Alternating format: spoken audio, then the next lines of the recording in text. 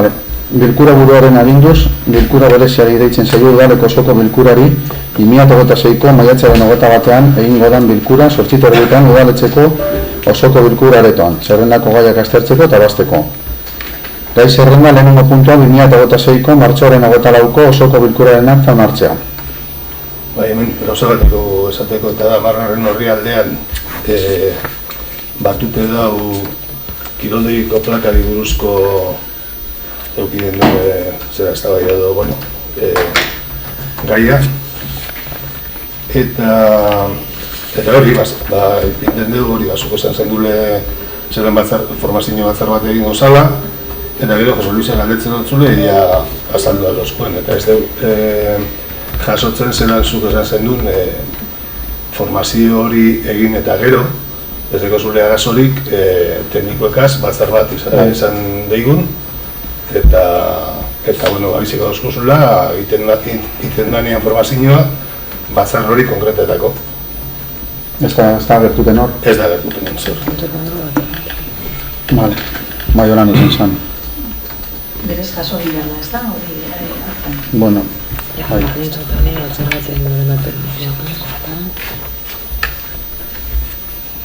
Vale, horregaz, Bai. Vale.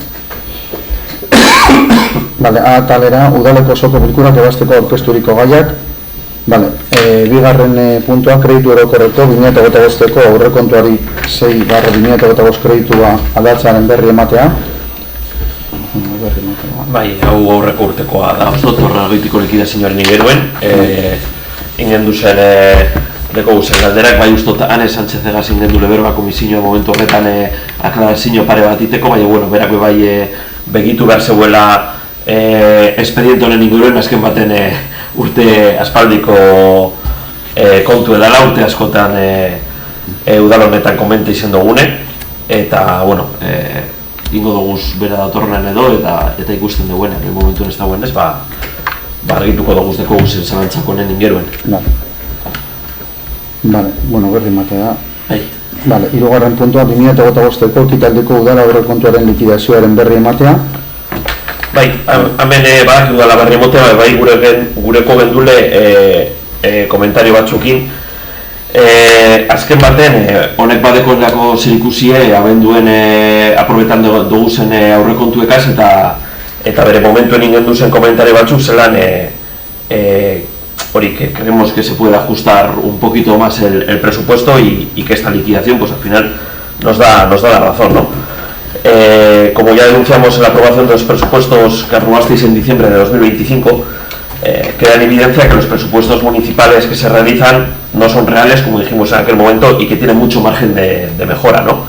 Por ello propusimos que había que reunirse con los técnicos municipales que se encargan de esta gestión, tanto el interventor municipal como con tesorería también, para intentar ajustar el presupuesto municipal un poco más y añadir temas que son recurrentes y que año tras año se pagan desde el remanente de tesorería, ¿no?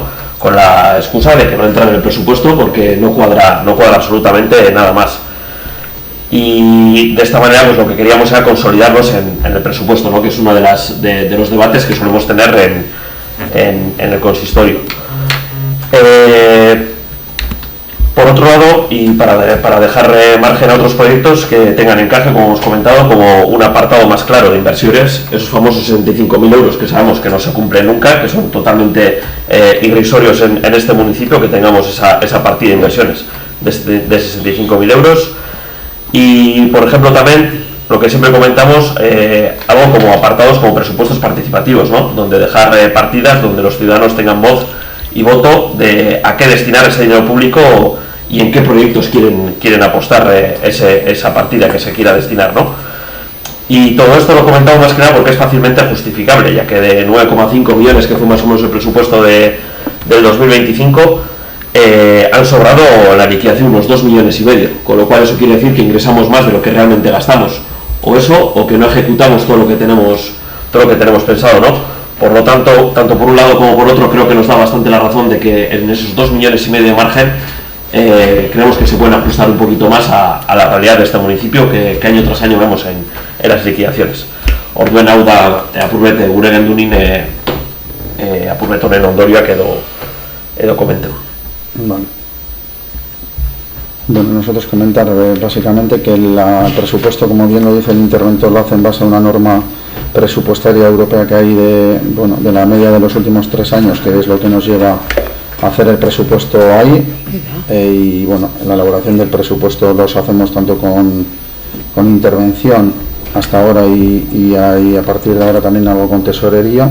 Y bueno, básicamente decir que bueno, la liquidación es verdad que bueno, año tras año hay una liquidación del año anterior y que bueno, que se usa para los proyectos que consideramos oportunos. Básicamente pues es el día a día del ayuntamiento y así seguiremos gestionándolo de momento.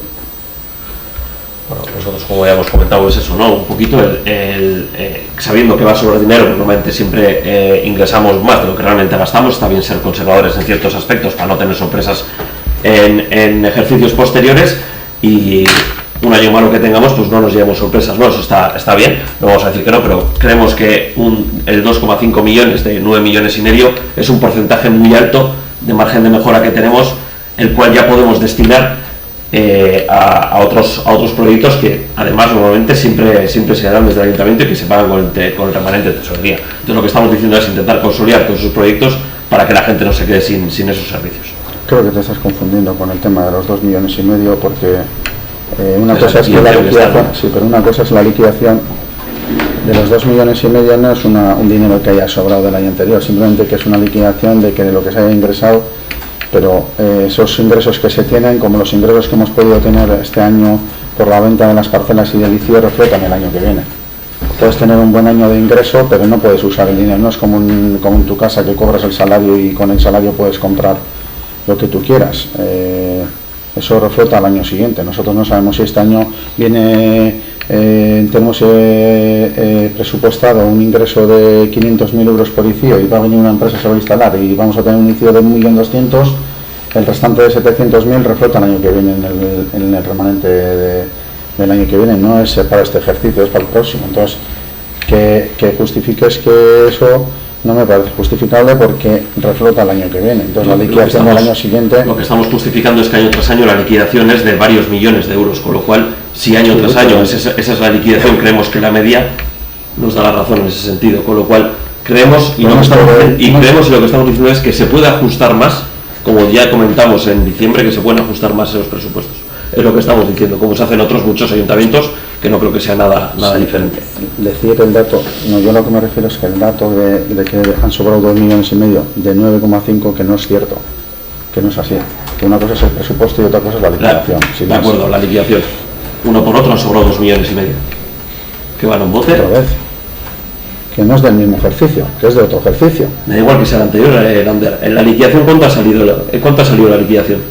La liquidación ha salido pues de lo que ha salido, de la cifra que ha salido, que ya la has visto tú. ¿De dónde haya salido? Pero que no tiene que ver el presupuesto con la liquidación de Javier.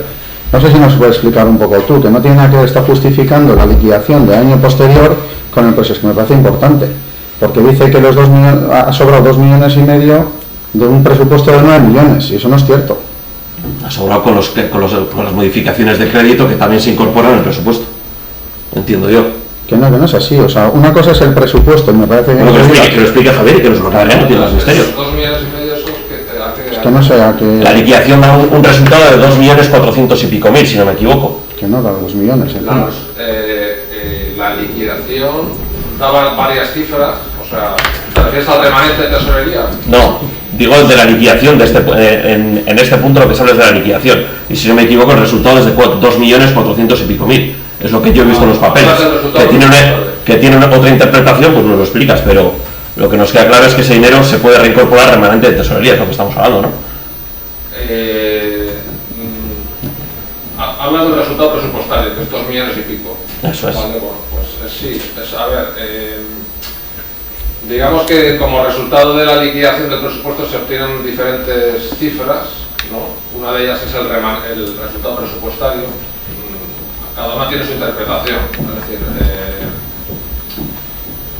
ha habido un remanente de tesorería de, creo que son unos 10 o 12 millones, de los cuales hay 4 millones que ya están de alguna manera reservados porque son temas de subvenciones, que es un dinero que hay que guardar, y queda un remanente líquido de aproximadamente 7 millones y medio de euros. Eso es. que con eso hay que financiar gastos de años anteriores, o sea, que hay que financiar contratos, tanto contratos que vienen del año anterior, que se incorporan vía remanente de crédito. Sí, si no me equivoco son unos 3 millones y pico los Sí, que tenemos luego comprometidos. hay otros gastos que son los que sirven, que sí que permiten financiar actuaciones nuevas para el año 2026, es ahorro, puro, o sea, ahorro acumulado, no es un ahorro que se haya producido en el año 2025, no, eso que es el ahorro acumulado sí, que sí, viene sí. de todos los años anteriores. El resultado presupuestario es una magnitud que obliga a calcular la liquidación del presupuesto, pero bueno, digamos que no tiene tanta importancia práctica como tiene el remanente de tesorería. Al final es como una especie de cuenta de resultados, por decirlo de alguna manera, que luego tampoco, habrá que fijarse más en el remanente de tesorería. Eso es. Y eso es lo que hay. Sí, ha habido yo diría que ha habido un incremento del ahorro, porque el año pasado creo que fue... Sí, fue inferior el año pasado. El año pasado fue inferior y ha habido un incremento del ahorro, siempre comparado respecto a la cifra que tenías el año anterior, y sí que ha habido un incremento de ahorro respecto al año anterior. Eso es una cifra que se conoce respecto a la forma de presupuestar, eso es una cifra que se conoce a todo pasado, es decir, cuando ha terminado el año 2025. Cuando se presupuesta el año 2026,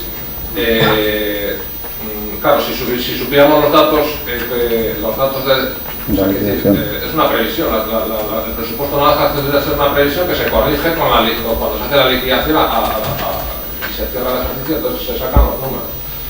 La técnica presupuestaria te exige cuando haces el presupuesto del año siguiente, te exige unos determinados criterios de prudencia a la hora de presupuestar. Por ejemplo, no puedes, normalmente el criterio que se da del ayuntamiento es presupuestar los ingresos en el capítulo 1, 2 y 3, que son los más importantes de ingresos. Lo que te determina lo que te puedes gastar es lo que prevés que vas a ingresar, ¿vale? Entonces, y claro, es importante que haya un equilibrio porque si tú presupuestas muchos ingresos que luego no vienen, por ejemplo, o sea, supongo dado un caso, si te presupuestas muchos ingresos que luego no te van a venir, tú estás, como el ingresos y los gastos van equilibrados, vas a gastarte realmente ingresos que no tienes certeza de que vayan a suceder. Por tanto, cuando se hace el presupuesto al año siguiente, hay unos criterios de prudencia que normal que el ayuntamiento está aplicando, que es, por ejemplo, en el caso de los ingresos del capítulo 1, 2 y 3, no presupuestar más de la media de lo que se ha cobrado en los 3 últimos años.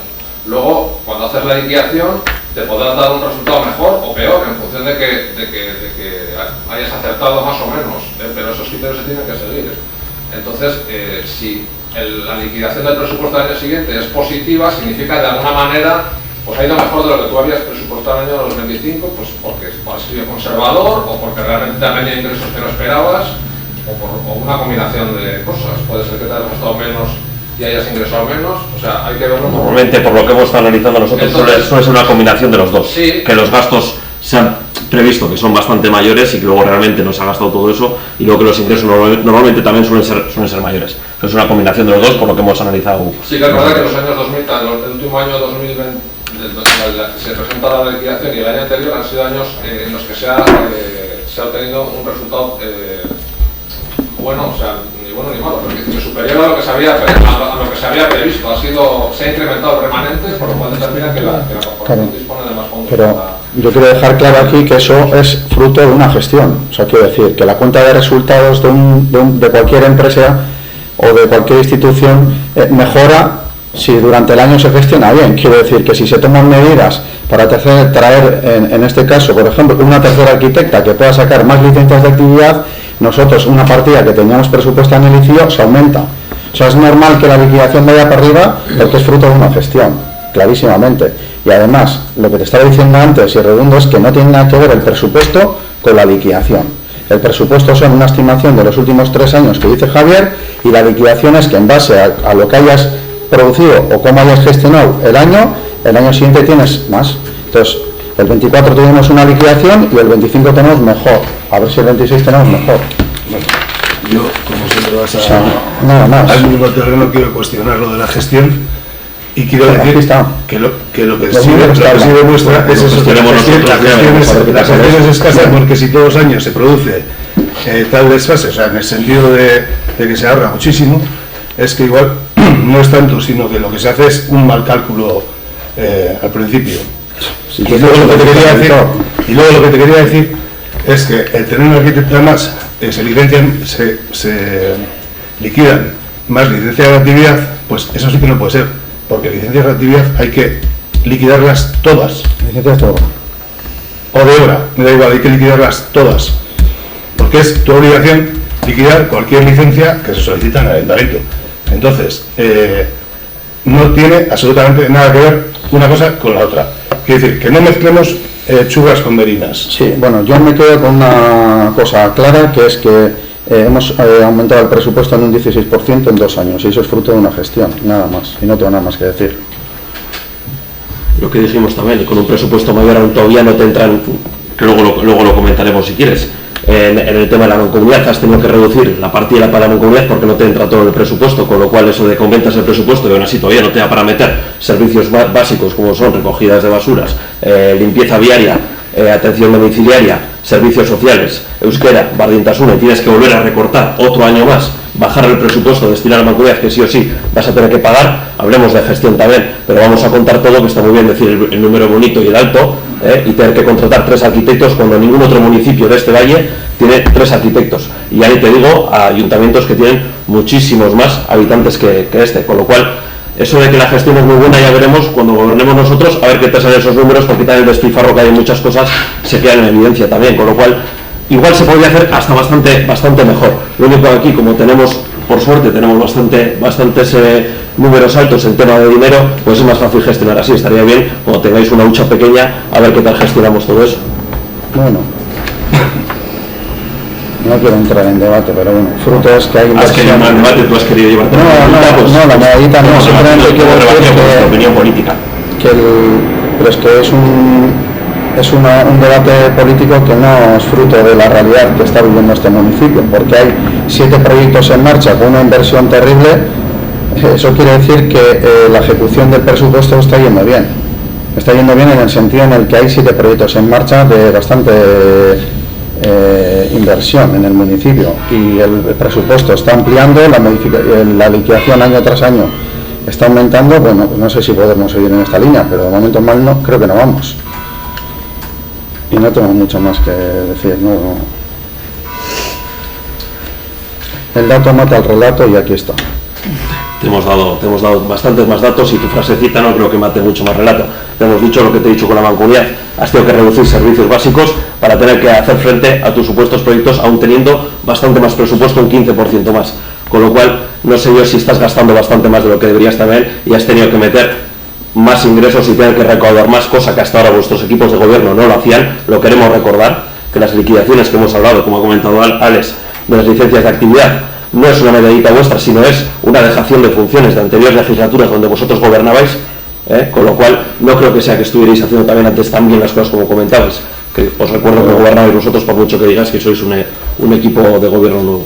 Bueno, no deja de ser una lectura lo de las 7 obras que están en marcha, porque igual es porque no se han hecho antes, porque no se han ido haciendo, quiero decir, y se han dejado acumular esto, porque claro, muchas de las que están en marcha ya tienen que haber estado en marcha hace muchísimo tiempo. Claro que sí. Sí, claro, por ejemplo, lo de la cubierta de las escuelas, pues todos sabemos desde cuándo se aprovechó. Por ejemplo, lo de la pasarela, todos sabemos desde cuándo están detectados los fallos y cuándo se ha comenzado. Lo de Arbolancha, desde la legislatura pasada se viene reclamando que se actúe en esa zona. Quiero decir, se ha ido dejando, se ha ido acumulando dinero, se va haciendo, ¿vale? Hay que hacerlo, ¿vale? ¿No? Pero no nos pongamos ahí. Esa es tu lectura y la nuestra es otra completamente diferente. Vale. Vale, laugarren puntura botako dugu 2025ko aurrekonturako gastu mugaren berri ematea. Gerakinak dituta eginiko 1/2026 kreditu aldaketaren berri ematea. Hemen, bueno, esto ya comenté de la Javierrek, sí que queríamos hacer un poco el resumen y sabiendo que seguramente iba a venir Javier a aclararnos esto, ¿no? Pero bueno, ya nos lo has aclarado, Javier. que creo que, si no me equivoco, tenemos 7 millones y pico de remanente, de los cuales 3 y pico están comprometidos y tenemos 4 libres, ¿no? Para que, más o menos, o sea, sí, números... Yo creo que salía 7, el remanente de tesorería para gastos generales son 7 menos 400, creo que eso es. Luego de ahí hay que financiar la modificación 1, o sea, la de incorporación de remanentes, que también está en el orden del día de hoy, que creo que eran unos 3 millones. Sí, 3 millones Luego también de 400. la modificación 2, una que todavía no se ha hecho, pero está preparando. O sea, digamos que la modificación 1 es incorporación de remanentes, que la ley te permite incorporar automáticamente, porque se dan ciertas condiciones y son créditos que vienen de años anteriores. También en la 2 hay también algunos créditos de años anteriores que se financian con remanente, que también habría que fijar para calcular lo que queda pendiente. Van a ser aproximadamente, aunque está todavía sin tramitar, van a ser aproximadamente unos 200.000 o 250.000 euros. Entonces, restando esos importes, pues te quedaría el saldo que hay, de alguna manera, claro, luego como se ha dicho, serían aproximadamente unos 4 millones, como se ha dicho, eso también tiene que financiar pues, los temas de la mancomunidad, que no quedaron reflejados en el presupuesto inicial, hay que cubrirlos también, y luego la diferencia sería ya lo que queda para nuevas actuaciones de 2026. Vale, de acuerdo, Javier, es el caso. Vale, 6. puntua, gerakinak gehituta parkatu. 7. puntua, 2026ko martxoko eta apirileko dekretuen berri ematea. Bai, hemen... Itxan, parkatu, Esta saltado el 6. Gerakinak gehituta giniko 1/2026, bueno, 26 kreditu aldaketari buruzko jasangarritasun txostenaren berri ematea. Bai, berri. Vale. 7. puntua, 2026ko martxoko eta apirileko dekretuen berri ematea. Ba, hemen zabaltzen batzuk tekotez, dekretu batzuk azta zabaltzuk. Alde batetik, dekretu egiten, onartu dire lan poltsak egitea bai administratibo eta bai lurraldeko teknikariaren uste dut direla, ez? Ze dekretu da, bai, ezu numeroa? Bata da, ez bai, dekretuan ez da egiten dira, ez bakarrik egiten dugu hori, lan poltsa zabaltzea eta hori. Vale, eta lurralde arloko... Bai, teknikariarena. Orduan, galdera zan, beste lanpostuetan lanpoltsak ataratzeko moduko zerrendak izan dira? Zelan parkatu ez dut Hau da, horrek lanpostuek bete zirenean, atzetik geratu zirenak, adjudikazioa lortu zeuenaren atzetik geratu zirenak, lanpoltsara sartu dira kasu bi honetan.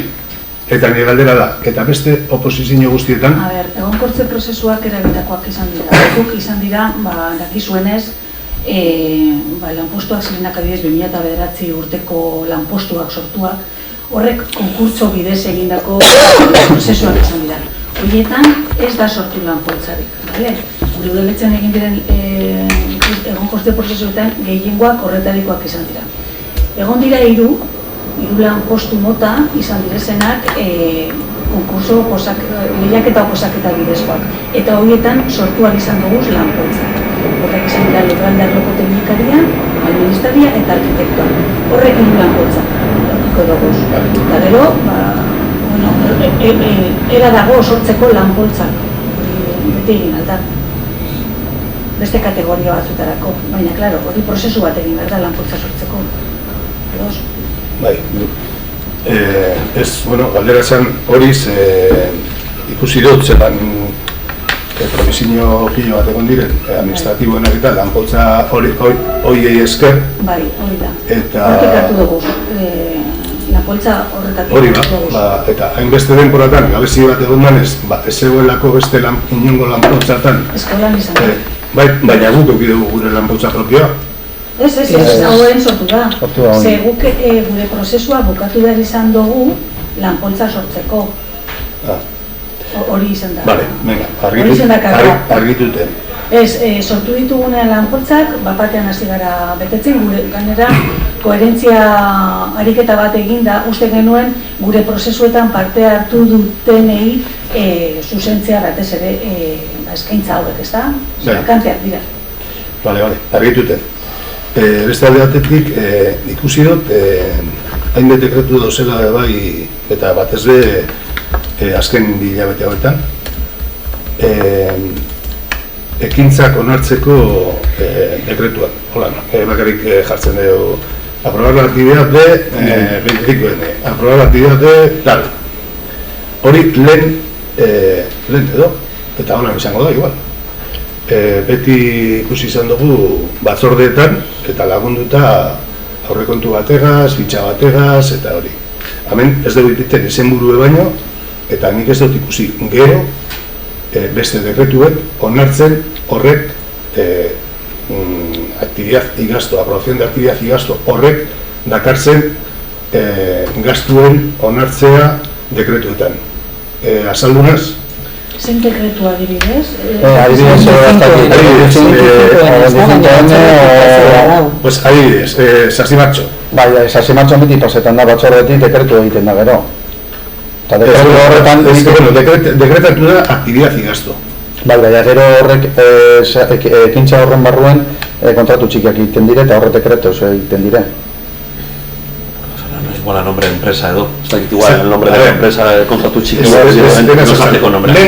Aprobación de actividad y gasto, lehen egiten zan, fitxa da, eta esaten zan. Hemen, Bai, batzordetik pasetan malo guztire onartzen junta de gobierno? Ez, horren inguruan uste dut ez da pasadan batzordean gelditu zala, ez da, espliketako. Ez egunean planteatu zen komisioan, ez da, txosten bat egitea, ez da. Nik nahi nuke ez bada molesti asko, emailez galdetzea, bai neuri edo bai alkateri zuzenduta, ez da, jasotzeko zer galdetzen dan eta nik erantzun gauz. Begiratzen ibilinaz araudia, ez da, ze kontu pasatu behar da batzordeetatik, pasatu behar diren kontuak dira, leheno baten onartu beharrekoak. Kompetentziak leheno daukenean onartzeko, horre dira batzordetik pasatu behar direzen gaiak. Kontu eda, batzordetatik pasatzen direla gai batzuk, behar dara ez direna pasatu behar. Uste dut hori duela kontu ez, da? Ez que lehenengo aldiz ikustu dut ez honek. Bai. Asiarre komenta jotzuna bere sasoian,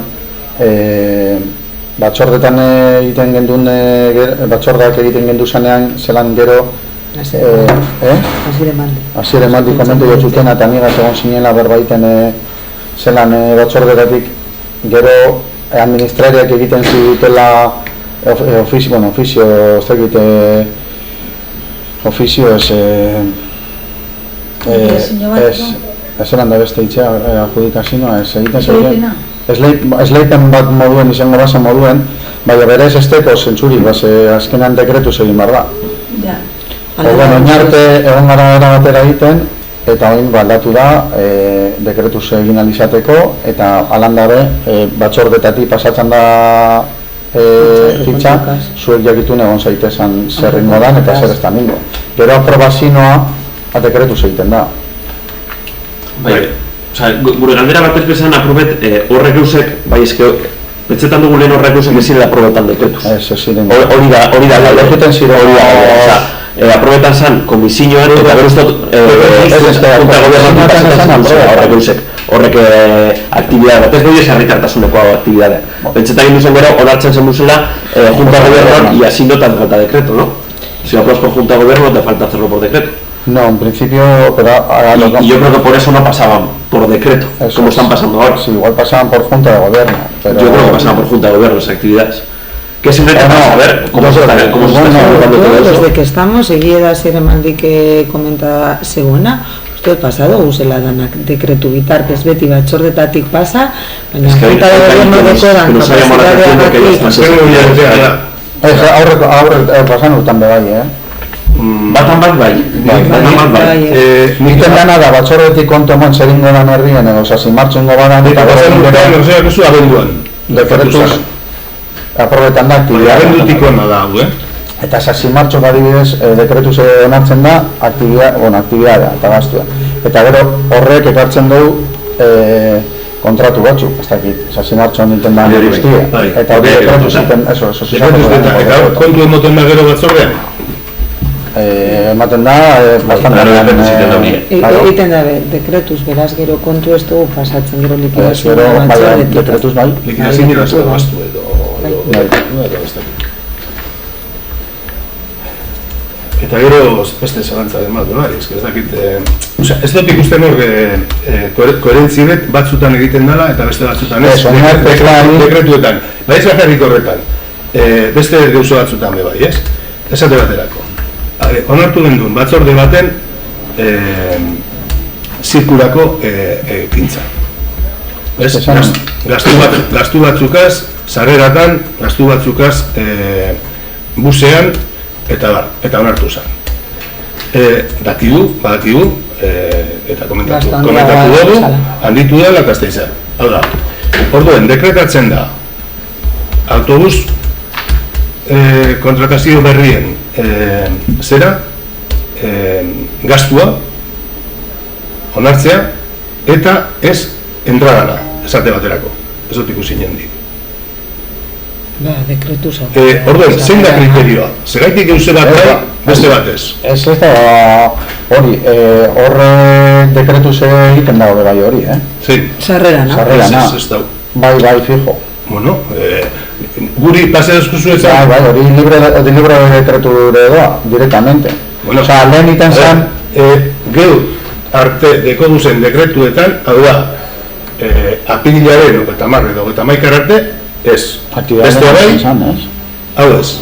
Horregatik dino, zein da kriterioa, gauze bat onartzeko eta beste bat ez onartzeko. Javier, puede ser que no está ya decretada porque igual se haya cogido una bolsa vinculante, ¿no?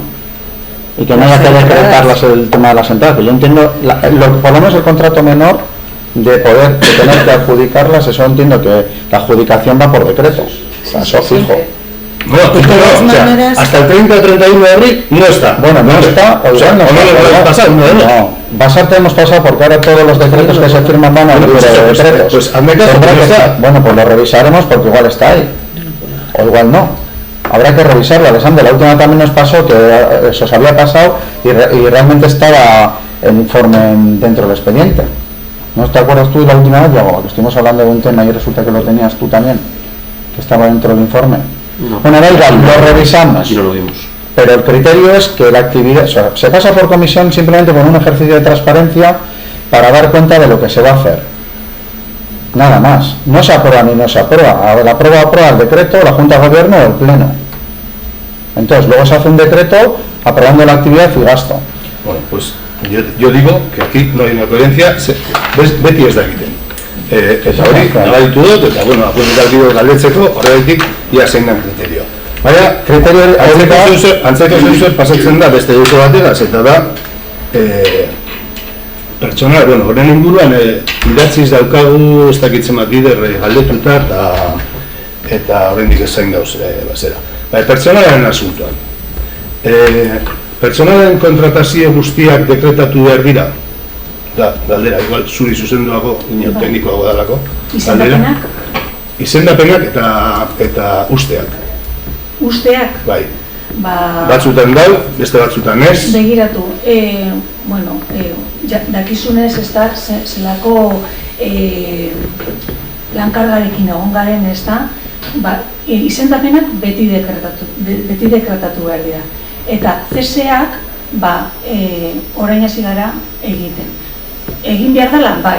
Eta, bueno, da tramite bat,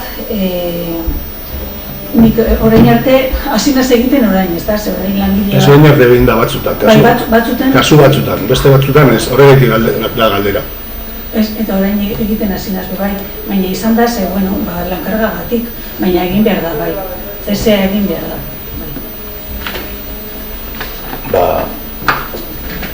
Baina ez da egin inolako tratu berezirik inogaz, ez?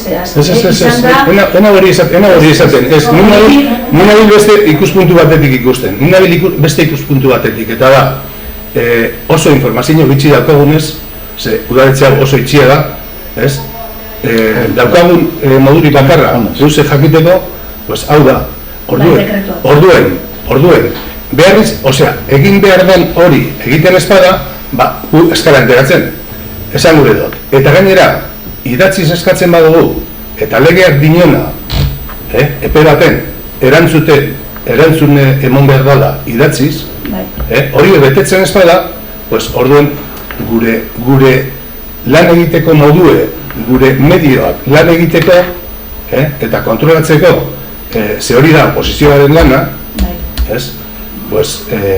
nahiko zalantzan jartzen da. Esan nahi dizudana da, urrengo osoko bilkurarako, ez dakite extraordinario bat aurreikusita badago edo, ordurako, harinagoak saiatuko naiz egiten, neuk egingo dute txostena, ez da, ze kontratazio egondan, azkenengoko urte bietan edo, adibidez, ondo deritxosu? Nik eskatu genuen izan, ez dakit gogoratzen duzun, aspaldien, hemos eskuzun zera, txosten bat, eta esaten zelan, eta noiz, eta nor, eta dana, zelan posturako, zerrepete, eta hori dana, eta intzan, ez dakit, ez dugu goratzen. Ogota laurarte. Data horretatik aurrerakoa, nahi baduzu... Hori da eskatute idatziz. Horreri, gehitzen bat dugu, hau, dekretatu beharra dagoela, eta egiten dela, betzerri. Bai, egiten gabiz, Bai, altak danak emon dire, ez? Bai. Danak emon dire... Bai. Altak eta izendapenak danak dekretatu behar dire.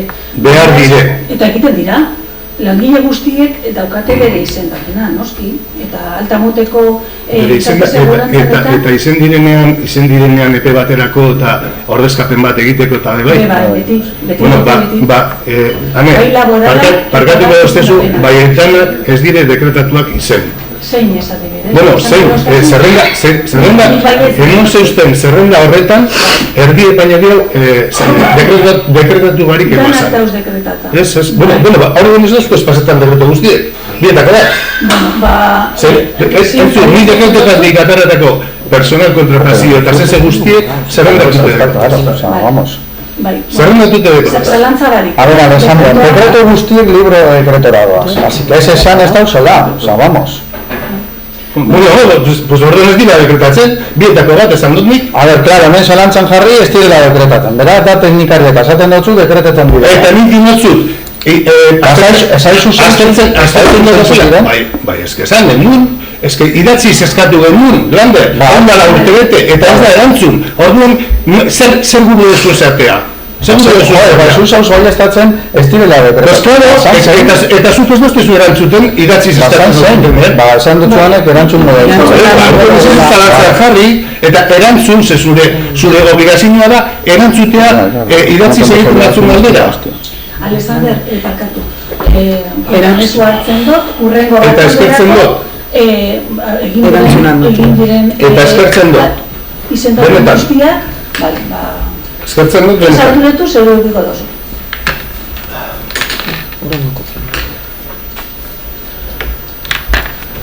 Honeri dekretu buruz zer gehiago. Urrengo puntura? Bai. Txorierriko komunitatearen 2006ko aurrekontua onartzean. Hemen lehen eztabaidatu dugu honen ingeron apurbet eta erabiliot bai argumentazio moduen. Como bien ha comentado Javier, tenemos un déficit con la mancomunidad desde el primer momento que hicimos los presupuestos. Es más, comparando con el 2025, hemos aumentado aún más ese déficit porque no entra en el presupuesto. Y sí que queremos recordar lo que he utilizado antes como argumento, ¿no? Que al final la mancomunidad con los demás ayuntamientos del Txorierri se contratan servicios básicos, que son servicios de atención domiciliaria, servicios sociales, berdintasuna, euskara, recogida de basuras, limpieza viaria, alumbrado público. Entonces, tenemos un déficit en el presupuesto que, volvemos a insistir, sabemos que se va a acabar pagando porque tenemos remanente, ya lo sabemos, que pagamos con el famoso bote, pero que dice mucho de dónde estamos recortando a la hora de hacer los presupuestos, ¿no? Que en caso de que haya un declive por cualquier motivo y no tengamos ese famoso bote, de lo primero que hemos recortado del presupuesto son de los servicios básicos. Con lo cual, estas acciones pues, creemos que dicen mucho de vuestra gestión y de vuestras decisiones políticas, porque al final lo que habéis reportado es de la primera necesidad, ¿no? Entonces, Eso es lo que queríamos dejar claro en este punto. El tema de lo demás, del presupuesto de la Mancomunidad, ya lo debatimos en el pleno de la Mancomunidad, en el cual EH Bildu y Etxorierri votamos en contra del presupuesto, y en este caso nosotros aquí nos vamos a abstener porque es más un tema que tratamos en la Mancomunidad, pero no sin olvidarnos de lo que hemos comentado.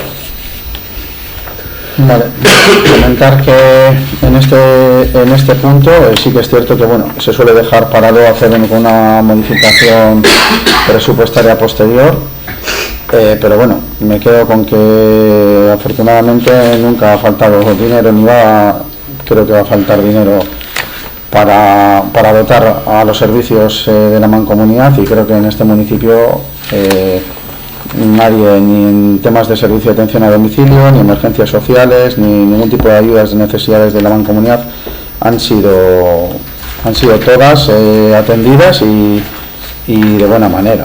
Entiendo lo que dices tú, que desde el presupuesto inicial no vayan, pero bueno, luego se hace una modificación de crédito y se dota el crédito que se necesita. Fruto de hacer los presupuestos pues de una manera, pues como ha dicho Javier, pues conservadora, estimando los últimos 3 años.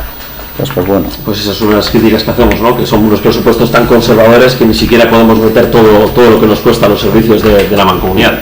Con lo cual, en vez de que recortar de otros lados y dotar a la Mancomunidad de lo que tenemos que dotar desde el principio, que hay bastante donde se puede recortar en ese aspecto, porque tenemos mucho gasto en temas de infraestructuras, por ejemplo, en gastos de personal, se pueden ajustar por ahí en algún sentido también.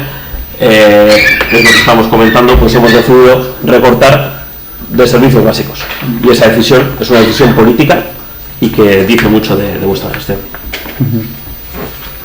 Bueno. Bederatzigarren puntua, Zamudioko udalaren, bueno, gure aldez, gure partez, bai. Gure partez abstentzio. Hau ez dakit joan bada. José Luis? Se tiene que aprobar. No, se tiene que aprobar, no, si José Luis está o no está. Entendeu ahí. Vale, escribo cosas. Bederatzigarren puntua, bueno, guk baiezkoa eta... Botazioa baiezkoa Jota Bildukoa eta... Hor dago. Jota PNV eta EH Bildukoa. Ahí, tranquilo.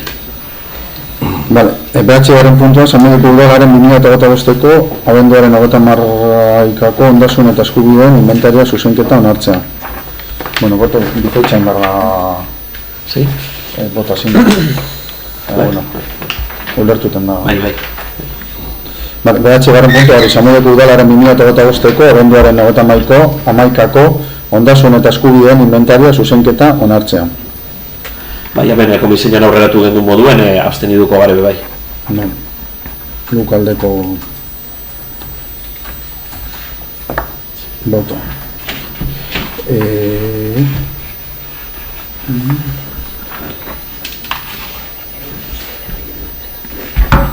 Vale, behatala, udalbatzaren organon gaineko kontrola, arreguta galderak.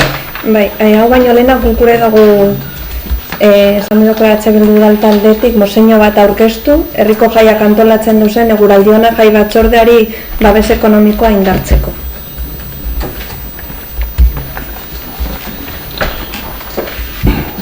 Bueno, sí, aparte, entiendo que no tengo que vamos a consultar. Con esa moción, conseguimos consultar para la moción, ¿no? Para la moción entiendo que no. Hane, ausentatu behar gara Monsiñorako presidentea izan da, oza, nik bakit puntutan eta ausentatu behar nazela, baina Monsiño bat urgentzia ganez, naiz eta gaia jakin. Ba, ez daukat argi, oso presidentea zara ez da, eta... Idazkari. Idazkaria. Interes argia deki, Bai. Ados, ausentatu duten gara urtengo ez da, oza... Ez da behar. Organizazioa egiten izeko, no? Hola, nizien barra. Nik egia esan, ez dekot aztertuta ez nikien emozioa ez urgentzia sartetzen. Bai, baina, ez dut aztertu. Baina, bueno, lehen eitxura baten, beraiek lehendakaria eta azten ditu berriz. Ausentatu. Vale. Aurkeztuko dugu orduen. Zamudioko EH Bilduren udaltaldeak honako mozioa aurkezten dugu osoko bilkuran eztabaidatua eta onartua izan dadin. Herriko jaiek bizikidetza, parte hartzea eta kohesio soziala sustatzeko espazio nagusietako bat direz, gure nortasun kolektiboa, herri kultura eta komunitate bizitzaren ezinbesteko adierazpen esparrue moduen ulertzen dugu. Eguraldiona jai batzordeak urte osoan zehar egiten duen lana funtsezkoa da herriko jai ireki parte hartzaile eta kalitatezkoak antolatzeko. Herriko hainbat lagunek modu voluntarioan eta konprometituan egiten duten lana da. Denbora, ahalegina eta ilusioa eskainiz herri osoak jai bizi eta anitzak izan ditzan. Jaietako ekimenek balio sozial eta kulturala sortzeaz gain, herriko dinamizazioan eta sare komunitarioaren indartzean ere eragin zuzena dute. Jaiak belaunaldi ezberdinen arteko topagune dira. Herriko eragileak aktibatzen dituzte eta herri izaera indartzen dute. Azken urteotan ordean nabarmen garestitu dira jaiak antolatzeko beharrezkoak diren baliabide eta zerbitzu guztiak. Musika eta kultura emanaldiak, azpiegiturak, karpak, segurtasun neurriak, garbiketa zerbitzuak, aseguruak, hornidurak eta bestelakoak. Eta inflazio eta prezioan igoraren ondorioz, duela urte batzuk aurrekontu jakin batekin egin zitekena gaur egun askoz ere kostu handiagoarekin egin behar da. Horren aurrean, jai batzordeak jasotzen duen udaldiru laguntza gutxienez 2015-etik aldaketarik gaben mantendu da. Eta gara honek arriskuan jar dezake jai egitarauaren kalitatea, aniztasuna eta irisgarritasuna, eta gainera gero eta zama handiago eragiten dira antolakuntza lanetan aritzen diren herritarrei. Uste dugu, udalaren ardura dela, herriko jaiak behar bezala garatzeko baliabide ekonomiko nahikoak bermatzea. Batez ere kontuan hartuta jai batzordeak egiten duen lana voluntarioa dela eta herri osoaren onerako egiten dela.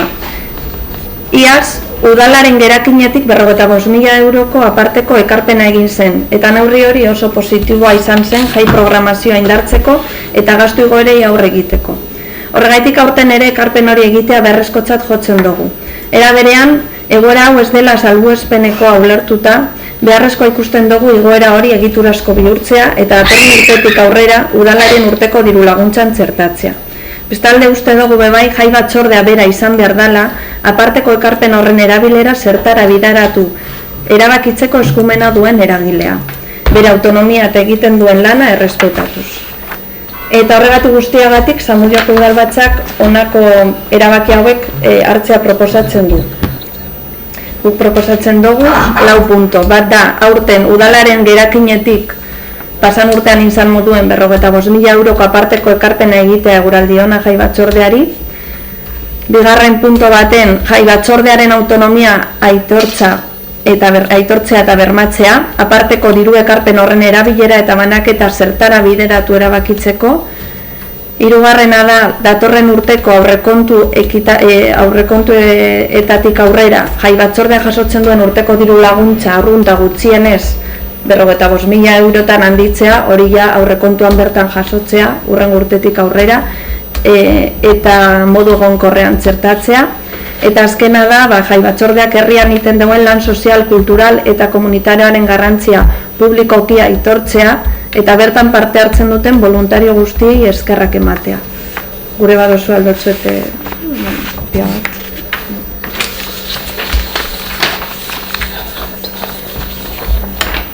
Zuri paseko dutxuko.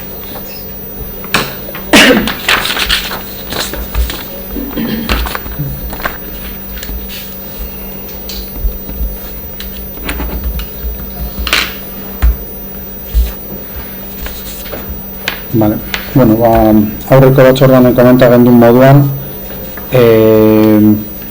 kontuen eukingo dugu komentetakoa, gupa bai jakitun gauzelan jai batzordeakoa,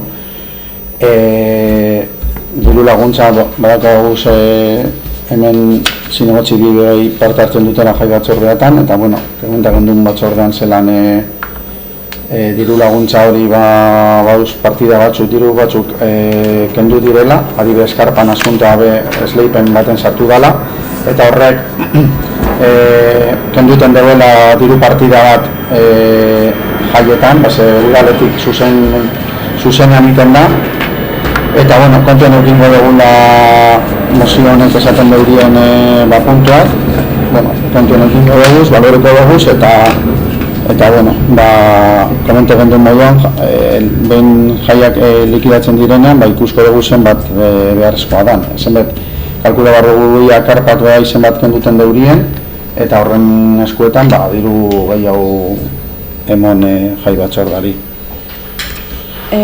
Guk hemen eskatzen duguna da konpromesu bet, eta gero berbak hor geratzen direz, eta gure dugu hemen agertzen direzen 4 puntuak boskatzea eta aktan jasota geratzea.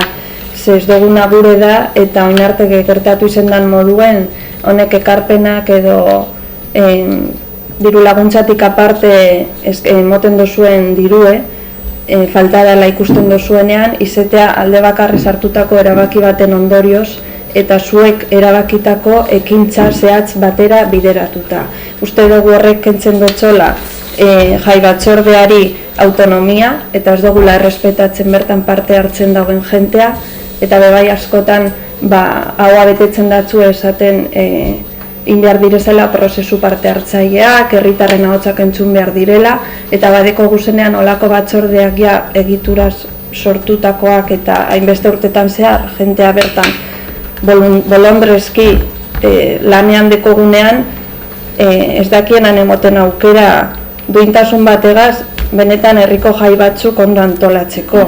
Eta gero zuek agertzea hortik, ez dakit medaillita bat lortzeko, edo ez dakit zein dan asmoa, edo kontrolatzeko, zer egiten dan eta zerrez, baina jakin badakizue diru laguntza, oin arte dagoen diru laguntzagaz ez dala nahikoa, ze itziarre pasan urtean justifikatu zeuen igo 55.000 euroko igoera hori, badakizu ez dala nahikoa, eta lan dabe ez dozu etzertatzen hemen eskatzen dugun moduen, eurek jai batzordeko partaidek erabaki ahal izateko diru laguntza horregaz zer egin aldugun herrien.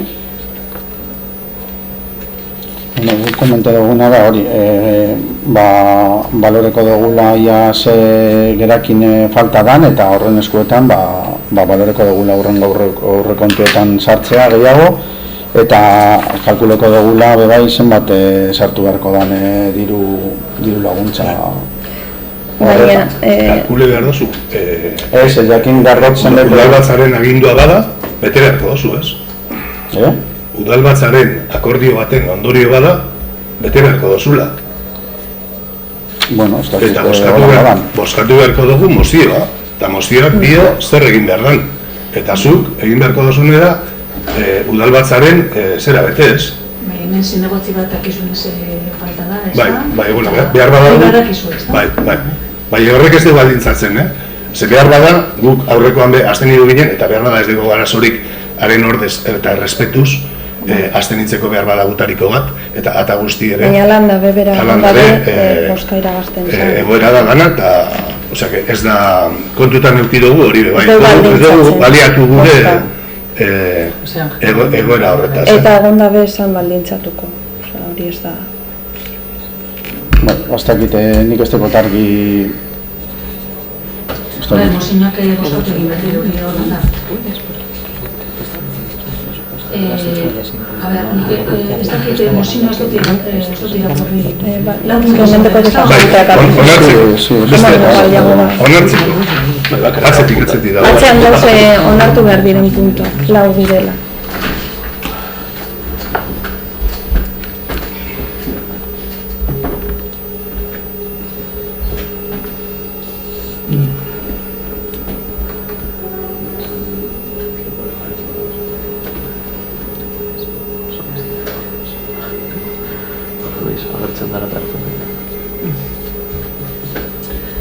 Egia esan ez daukat argi zelan ze prozedura jarraitu behar da.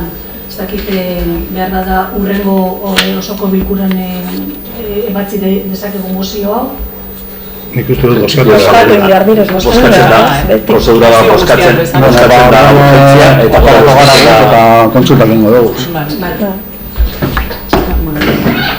Ez que honek suposatzen du... Urgentzia boskatzen da eta gero mozioa boskatzen da beste askotan indogu moduen, onartzen da edo ez da onartzen. Nire boskatu da.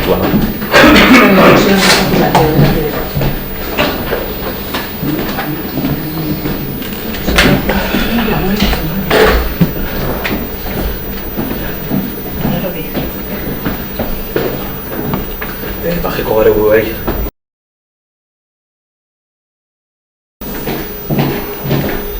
Alaitz, dago ba, alaitz? Alaitz, bastakit. Komunean, igual.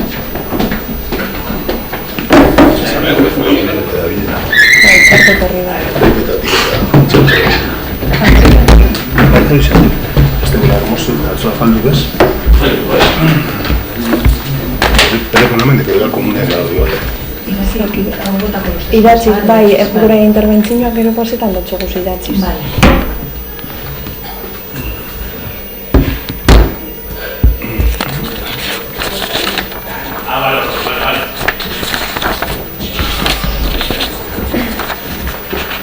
Viene de la Santa Fe. Mami. Me faltan papeles. Este es el mío.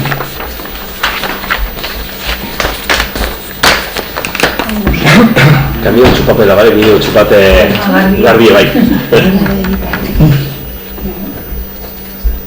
Vale. Bueno, kontsultak egin ostean, eta argi estan ez lotu, lehenengo urgentziezko asunta badan edo ez, hori lehenengo botein behar da. Eta boskatu dugu. Ez dugu boskatu. Zelan ez ez. Urgentzia ez dugu boskatu. Ez aurkintasunagatik bai boskatu aldugu. Urgentzia ez da bota, Nitakitela, ni hemen hauen ez da. Eta hori da, ez gaia. Bueno, urgentzia, esan batzuet zer dauen. Lehenengo, Lagu ze pase daude bai. bota behar da, urgentziazko asunto bat badan, edo ez. Hori bota behar da. Bai, dugu erbat, zelan honek astenidu behar diren. Ez, astenidu ez. Eta orduan, astenidu behar direla. Haiek galdetu dut. Nik esan gotu zera. Bai, esan zuplen. Esan dut nik eta... Lehenengo, bote behar da asunto edo gai hau urgentziazko badan, edo ez.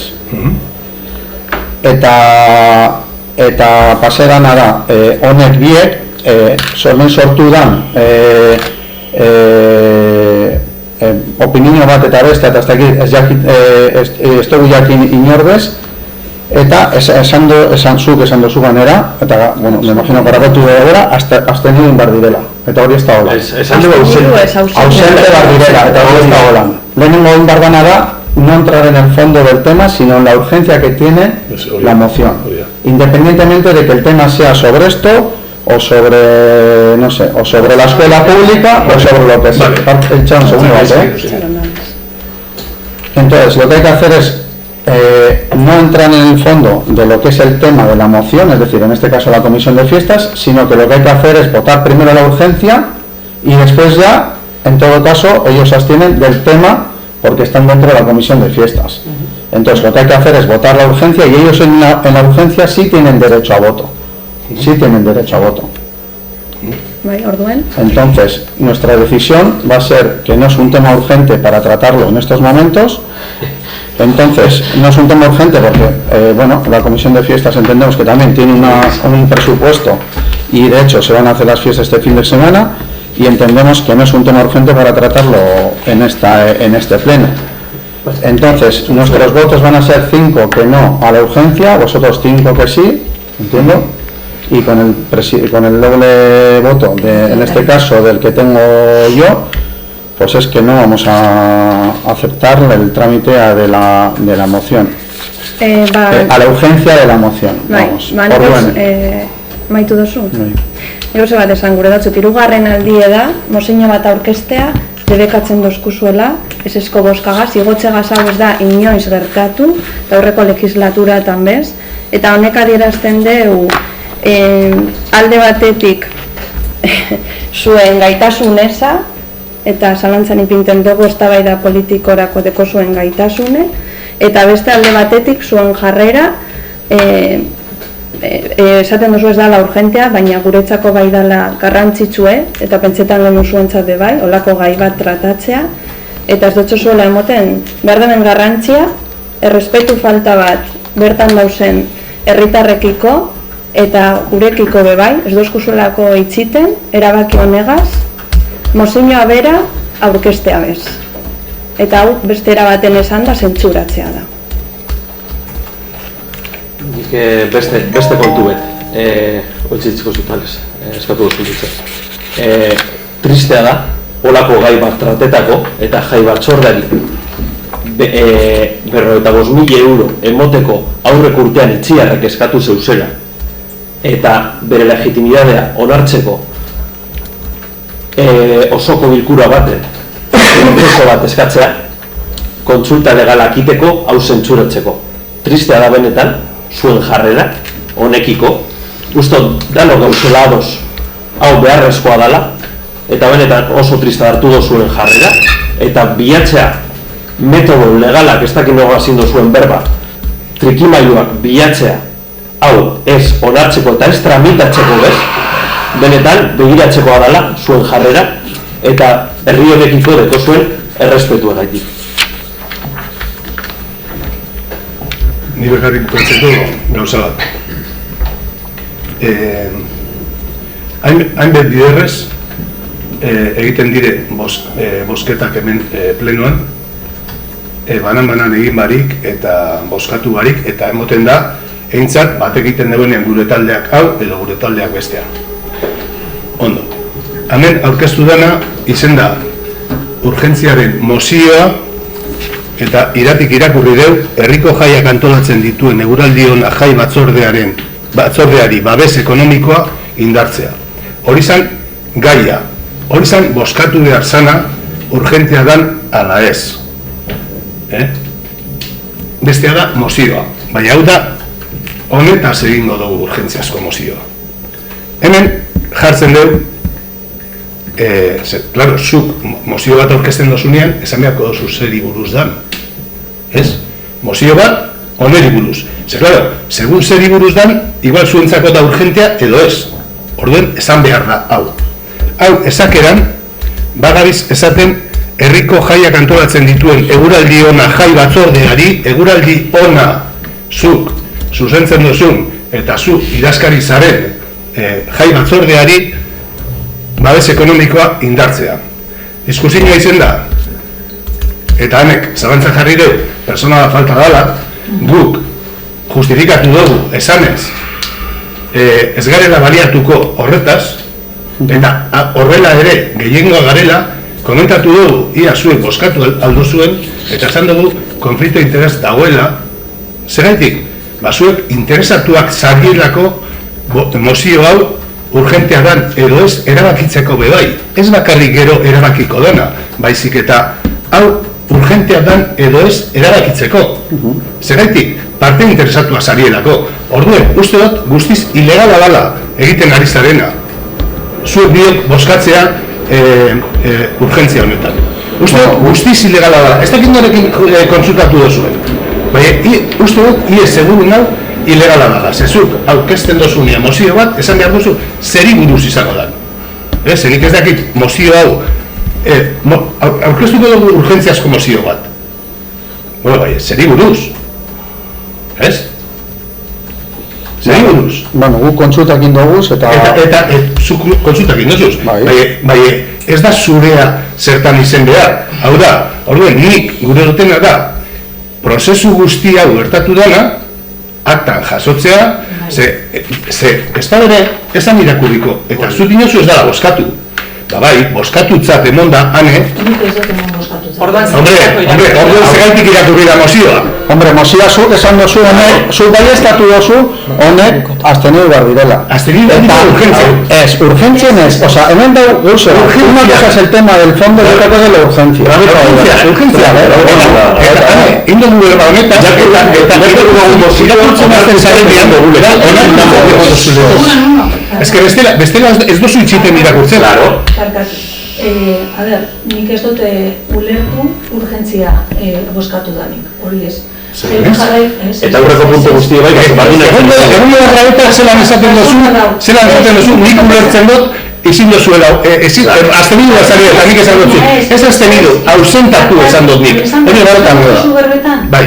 A ber, nik ez dut erantzun urgentziari buruz bozkatu albadute edo ez. Nik esan dudana da, mozioa bera ezin dutela bozkatu. Baina urgentziaz buruz nik ez dut berra Bueno, egin. Marrinda, zuk holan bada, hori grabeta dagoenez, erabiliko da.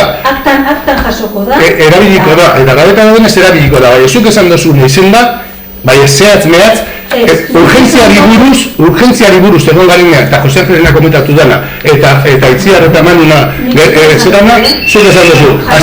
Aztenidu behar zari, eta nik esan dut, aztenidu ez ausentatu. Konteniduari buruz, ebazpen bat emateko orduen, baina ez urgentziari buruz. Hori mozioa ez da irakurtzen, lehen hau, urgentzie ez bada onartu. Bueno, parkatu, baina nik ez dut ulertu urgentzia bozkatu da. Zabizie, irakurketa interesatu bat egiten, eta ez dana egin gertatu dena. Aktan jasoko dugu zer gertatu da. Zer gertatu da. Ala eta guztiz be, pentsetan dut, kasu honetan, idazkari izan bar dela esan bar deuena zer pasean, eta zelan antolatu bar dan, eta holan jasotxa bai, uste dut zuek ez guk ez teko gune zentzu horretan erantzun gizunik, zuk esan barko dozu zelan izendan hau, zelan ingo dugune emetik aurrera, kasu honetan ingo dut esan, eta holan jasotxa bai, zegu bai gure kontsulta legalak ingo dugu zonen ingerun eta grabeta hau dana. Alberto. Vale. Aurreko osoko bilkuran atara ziren gai bi, bat izen zen ETS-ko asuntoa eta beste bat izen zen polikirondegiko asuntoa. Bueno, udalbatzaren organoen gaineko kontrolara paseko gara eta errebuta galderatara. Pasan... Boskatu dugu... Esan dugu, nik esan dut zuek... Ez que lehen dira izan dugu, bai boskatu dugu... Aldeko boto, esesko, bueno, mozioak urgentziaz tratatzeko gaian aldeko botoak. Gu bost baietz. José Luis. José Luis. Ese da por hecho, no sé. No tiene problemas con la cámara. ¿Qué problemas? Pues si quieres lo alargamos, vale, pero queda en evidencia todavía. Bost aldeko eta gu esesko. Orduan, bost eta bost gauzenez, berriro boskatu behar da, eta guk eseskoa boto emango dugu. Trista benetan indo zuena, benetan diot, oso triste indo zuena. Ez dugu zuen... Bota guzun baloie ez dakin orantza, bai herriko jaietaz gabiz berbaz, zuek eskatutako gauzak izan aurrek urtean, eta benetan oso triste da zuena. Trikimailuak bilatzea, honetarako, eta hau aurrera zutuateko. Aktan jasota da, lotxagarriena zuena. Pasadan astean tratatu zen asunta hau jai batzordana, eta aktan dago jasota zer berba ingenduen horren buruen. Eta zer dekorra ikutzen ikusenaz? Tenemos que decir. Bueno, yo creo que estamos en el plan. No. Bai, bueno, eta argi dau, esan zenduenean bebai, zuen buruek ipindu zuezela, presidente eta idazkari moduen gestinoagatik, argi geratzen da, erabaki politikoetan gero eragina dekola. Eta holako gaia tratetako zuek boskatzen dozunean ezin dela aurkeztu, zuek presidente zarien jai batzorde bati igoera bat egiteko, argi geratzen da bebai hemen interes politikoak dauzela horren atzean. Eta, honegaz... Eta nik argi itxinguru dutena da, ikusiko dugule ze baliogarritasune dekon hartu dugun erabaki hau. Hau da, ze hartu da, niretzako interesak dekizan persona biren botoekin. Hau da, niretzak hau guztiz ilegala da. Guztiz inkoherentea, igoera bati ez bakarriko, saldu barko dozue, zuek hartutako erabakian nondik atara dozuen eta benetan txosten hori eta informari ikusi gure dugu. Zuk esan dozunera, zure hitzetan, zure kontsultak indozuzenak. Hor, benetan, ez teko gure inolako txostenik sinatuta, hau, holandala, esaten duguenik. Bakarrik gertatu da, zuk bota dozune. Eta gainera ondorioak izan dezake holango interesak dauzenean. Bueno, zuek esan duzu zuen kriterioak eta zuen legalak hartu duzu zela, bueno, hartu zuen. Eta lander entzutea zein izan da zuen justifikazioa, ez eskomando zuen, boskatu duzu ezetza, baina arrazoirik ez duzu. Ze guzti dugu, ez dela, esan dut, ez dela urgentzizko gauze bat, Pasko jaietarako asteburu honetan izango dira eta badau kreditoa jaiak antolatuta dauz, eta astegun ikusten da urgentzizko gai bata danik. Analize behar dugu asunta eta listo, besterik gabe. Geratu da. Baina, bueno, gero nik ere bai pinen nahi dute mai gainean, urgentziarik ez dekola, angorako jaiak badauzela, baina gerametik eta urrengo jaiak edo zuek antolatzen dituzuen ikuskizunetarako, bai orduan egiten duzue kriston apustu ekonomikoa eta jai batzordeari herrian agerian uzten diozue. Eta hori bai utzi behar dalamen, klaru. Bai, hori jasota dau, Berdin zain, nahi dut berriro. Ostabere esan, eta nik ostabere esango dut, eta gonar garamen arrastiko lauretar arte, edo gaburuko amarretar arte, esan ez zurea, eta nik zelan lenguan batzordean esan nuena, aktan dagoela jasota. Bueno, horretarako hemen, berriro, egiteko itzegin behar dugun guztia eta gehiago, eta gure posturak argitzeko. Bai, zuen postura argitute gau. Bueno, edo ez, edo agian. Osoko bilkura baten gauz, ez da, eta erreguta galderen natalal gauz. Inaldugu berba, arrastiko laurek arte holan ikusten badugun, eta olako gaien badauzen, ez da? Edo badau denbora limite bat, edo ez dakit. Igual zu badeko zuz gauza asko iteko gugu bai lanera, egon bagara edo. Baina hemen gauz, ez da, zuzertarako. Orduen, guazen trotetan herriko gauzek behar dire moduen.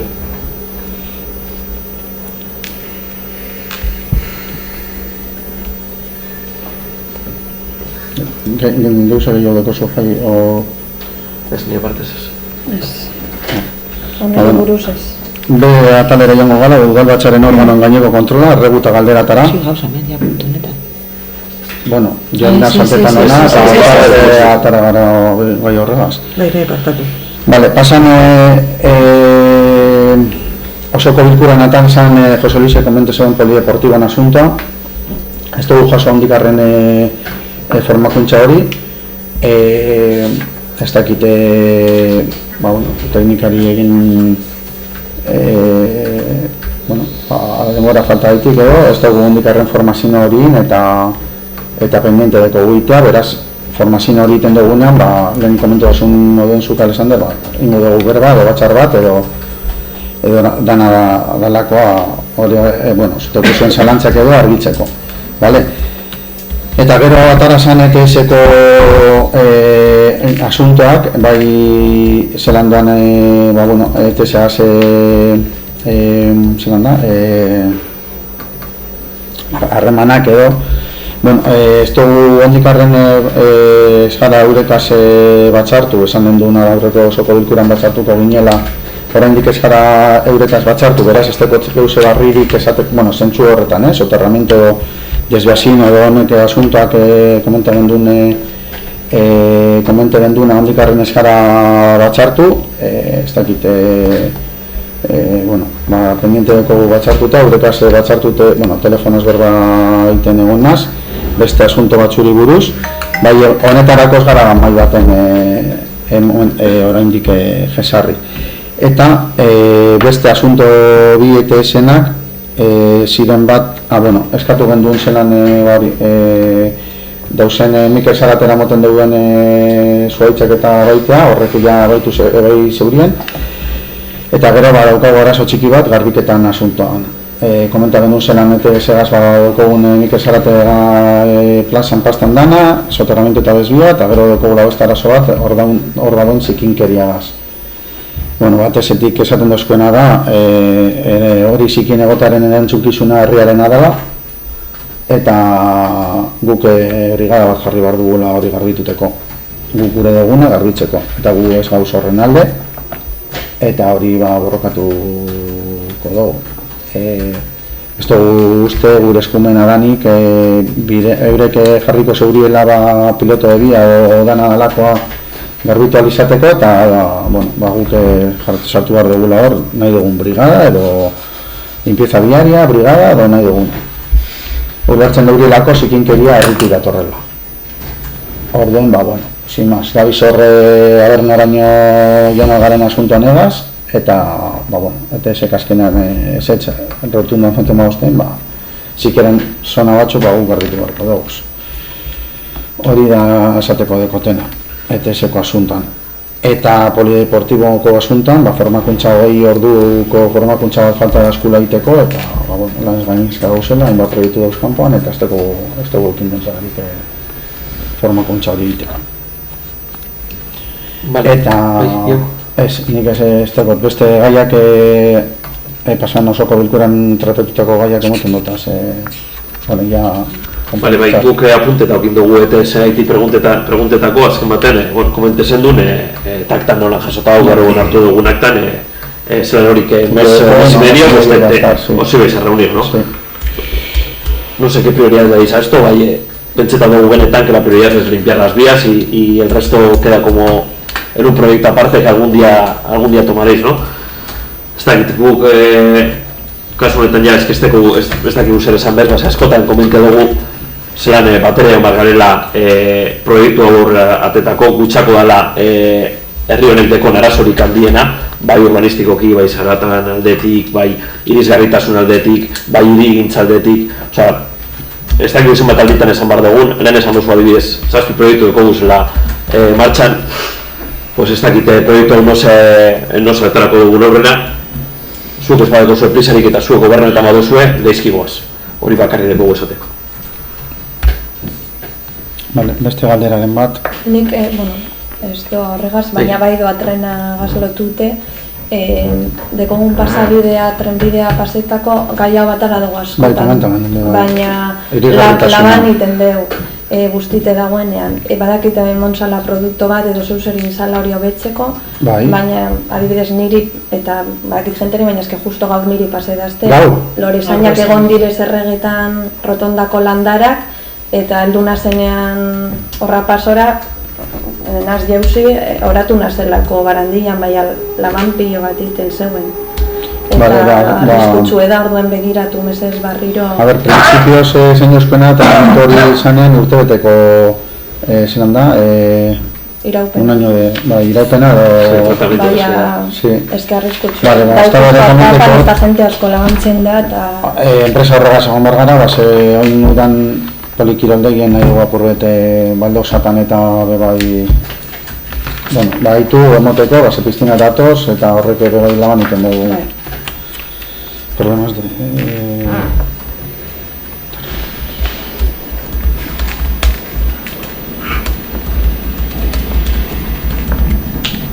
Nik azken ematen dut zera. Inkesta bat egin zen eta eskatu bendun idatziz, eta guri beha guztoko lezkibu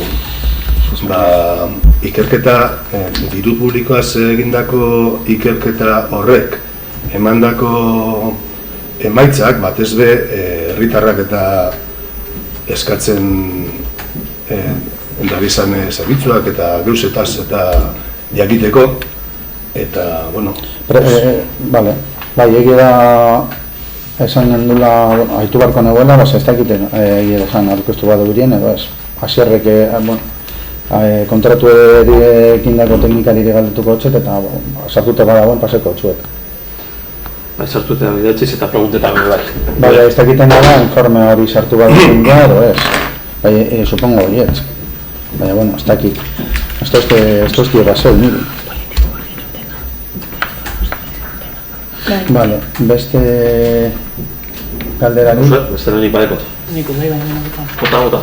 Bai, bueno, nik holan jakineko nukea zelan doan Zagor bilketaren datuak zelan doa zen, esperientzia pilotoiek ze emaitzan baten ari diren, noiz arte izango dira esperientzia pilotoak, noiz geldituko diren esperientzia piloto bezala, noiz herri moduan funtzionatuko dugun, da soroen, soa zaborrarekin eta jazdakizu nora bota eta zelan.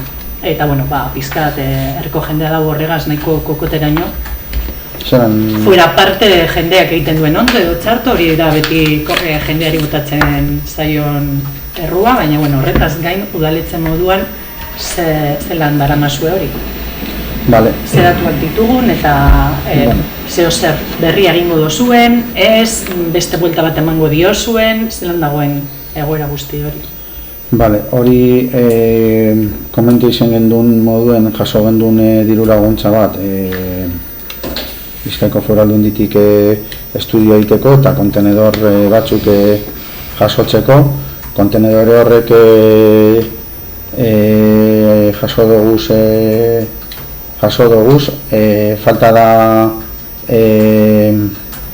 desarrollo bat txartela, sistema txartela zabaldu ahal izateko, enpresa bat egiten dugu zabalkuntzea eta beste enpresa bat egiten dugu desarrolloa tarjetak zabaltzeko. Azken dekoten azken notizia da zabalkuntza horrek iten duen enpresa beste agazin behar duela berba desarroioa egiteko. Ez dakit intena dagoen, galdetuko dut, eta dakitenean esan gutxut, baina berez subentzin hori izan zen para hacer un estudio de contenedores, nuevo diseño de contenedores de apertura, sarrera, hori inte dau, baina ez dugu hondikarren sarraia jarrita. Bakarrekin dugu ziru edo lau modelo uste direzela, ez dugu ingo 150. Indugu ze modelo batzuk, 3 edo lau, eta itxaroten gabiz horretara. Galdetuko tia zelan dagoen desarrollo hori, eta dagoenean basan otzuet. Baina hau ez da oraingo historia bat, hau da urteetako nobea da. Hau igotzen entzun dutxegu. Hori da, non dago zigotzek hasitako estudio horiek, emaitza horiek, zelan batzen dugu, zelan ez? Bueno, indugu berba, behin baino gehiagotan, horri proiektu batzuk izan zirela, proiektu horrek, bai Waste for Zero de Food araz horrek amaitu zirela, eta horrek proiektuek ja amaitu txatemon zirela aspaldi, eta ganera nik uste dut osoko bilkuratik edo... Bueno, segundo bat. Batzorretik pasa zirela eta horrek proiektuak igotzenak amaitute dauzela, eta gu konpromiso hartu dugula aurrera pausoak jarraitzen demoteko. Aurrera pauso bat da, diseinu barri bat egitea. Orduan badaukago diseinua, orain eman behar da aurrera pauso bat txartelagaz, sarraiagaz, eta gero urrengo pausoa da herritarrei erakustea ze modelo barri sortu diren eta horrek erosak badirezen jententzako edo ez. Orduan hori da beste aurrera pauso bat. Bai, baina geratu zena geratu zena, hau da, esperientzia piloto horiek jarri ziren martxan eta berdin jarraitzen dugu 5-6 urte eta gero. Orduan, igotzek martxan ipini zuen esperientzia piloto horrek uztaila batean gogoratzen dut, ze emaitza eman digute, zezke berdin jarraitzen dugu, esperientzia piloto horretan egongo bagina bezala, orduan, alde batetik, igotzek martxan ipini zuen horrek, ez badauka, eten bat euki bazeuen, zabaldu zu ez danak, edo itxizu ez danak. Baina ez teko zentzurik, mantentzea, igotzek martxan ipini zauen sistema bat, eta berdin jarraitzea ez zertarako. Zen edo dana bai, edo dana ez, izten duguz, edo zabaltzen duguz, baina ezin dugu jende haukin zoratute, sakarpoltzagaz noa, amen ez, aitzaron, amen bai, amen... Ez que ezin gara holan ibile, eta urteak dira, holan gabizena. Orduan, nik uste dut, arazoa estrukturala dela. Ez da la momentuko arazu konkretu bat, oin zuek zauzenetik, ja 3 urte direla bebai, sortzen ari diren historioak. Ez que arrastak adaramatzagu, oin dela urte pilo batetik. Orduan, nik uste dut gai serioa dela, eta heldu behar zaion moduan. Ez, bueno, guk orain subentzio bat jaso dugu eta subentzio horrekin ipiniko dugu martxan A, eta ber B, eta ber C. Ostras, proiektu potentea izan zen. Uespartina, non dago, non geratu da. Ze jarraipen egin diogu eta non baiten elkartzen da egin zanura gaur egun egiten dan horregaz. Gure eskuetan ez dago ezer. Ez dugu jaso, ez guk, ez herritarrak, guk herritar moduan hitz egiten dugu, hemen zuri tokatzen zaigu guztego galdetzea, baina ez daukagu inok honen informaziorik, nora ezean, dabiz datu horiek. Orduan, eskatzen dugu, susterretik gai honi hartzea eta behar diren, eta eman diren pausu guztiak azaldu, justifikatu eta nora goazen markatzea. Ez que bestelan gabiz, nora ezean, oso garrantzitsua da, berziklatu behar dugu, kontzientzia sortu behar dugu, klaro, pedagogia egin behar dugu, zertarako, nora goaz, zetan gabiz, noizarte zer. Bueno, orain parke teknologikoan be, ikusiko dozu hemetik eta aurrera pauso batzuk eman direla, parke teknologikoan isla batzuk sortuko direla, eta, bueno, industria aldean pago por generazioa implantatzeko hildo horretan, parke teknologikoa gazberda ginda, eta isla batzuk sortu dira. Eta hemetik eta aurrera, ez dakit noizko lokeko dugu zan, baina ikusiko dozu ez parke teknologikoan bebai, poligonotan duzen isla berdina. Eta ondo, baina ni herri eta zarina esan. Parke teknologikoa oso ondo da. Aurrera pausoak dira, ala? Baina ez da aurrera pausoak da. Guazen begiratzera, nondik gatozen, zer egin zan. zergaitik egin zen, non kokatu gintuen, egindako guztiak, eta hortik aurrera non kokatzen gara eta nora goaz.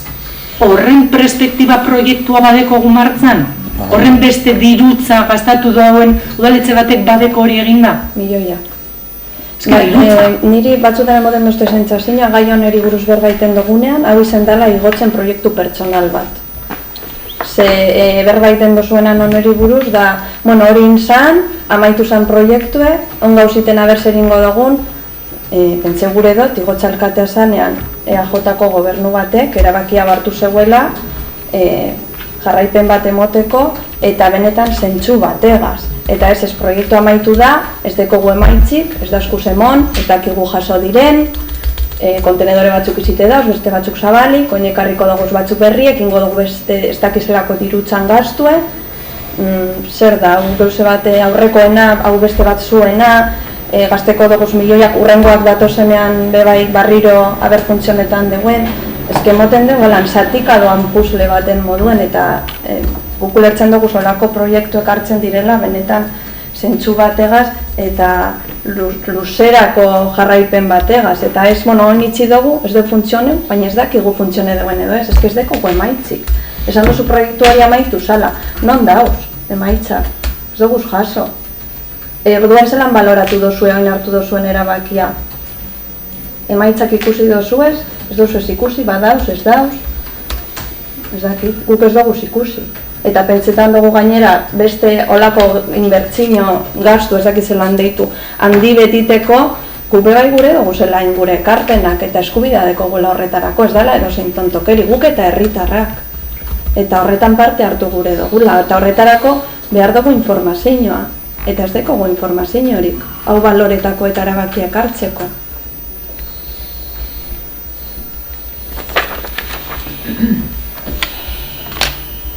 Bai, bueno, ostabe errepikatzea da asuntoa. Nik uste otemetik ibe pasada sala, lege gintzaldi urtebete piku inte, zelan inkesta bat egin genuen, enpresa bategaz, inkesta horren informa pasaiatzu esan zu hori. Hombre. Horreri buruz, berga... Azken nire plenoan esan zenduen bardin eta esan genduen eta itziarra izazkut. Biartuko jatzue. Si solo de Inés, que no, ya se mandó eso. Bueno, yo juraría que aquello se mandó. Ya, pero... Se hizo una, lo que quiero decir es que se hizo cuando estuvo en ISE también de concejal, se contrató una empresa, se hizo un tipo de cuestionario para saber el problema que teníamos en la calle. Ya estuvimos hablando sobre eso. Ez dozkozue, bi aldutaturik. Bueno, ez da datua, da informe bat. Informea. Vale, pero es que eso... Bueno, behiratuko dut, ia agindu bat. Ez que bitu kostumbre asko deko zure diru gaztetako. Ikerketatan, diru publikoa gaztetan, ze hori, zuk esan dozun subentzine hori, diputazioaren da, hobetzeko kontenedoreak. Bai, hori da... Hori, diru publikoa da, bai ala ez. Diru publikoa da, bai, hori da... Diru publikoa da. Egin da ikerketa bat, bai ala ez. Ikerketa bat, egin da ikerketa. Egin da ikerketa bat, bai ala ez. Egin dira txostenak, horren ingurukoak, ze horretarako emondeu diru diputazioak, bai ala ez. Emondeu, zera, estudio bat egiteko. Bai, hori bai. Bale, hor egon da txosten bat. Ezta, bai ala ez, bai, ez, egon da txosten bat. Ezen dute jasoko dirua diputaziotik, bale, hori eskatute da urtebete baino gehiago. Estudio horren txostena, eta ez dekogu. Eta inkesta horiek egin zirenak, a pie de contenedor, horrek bez. Eta ez bere, urrungo plenoan, ekarri nos bialdu duzkuzun hori.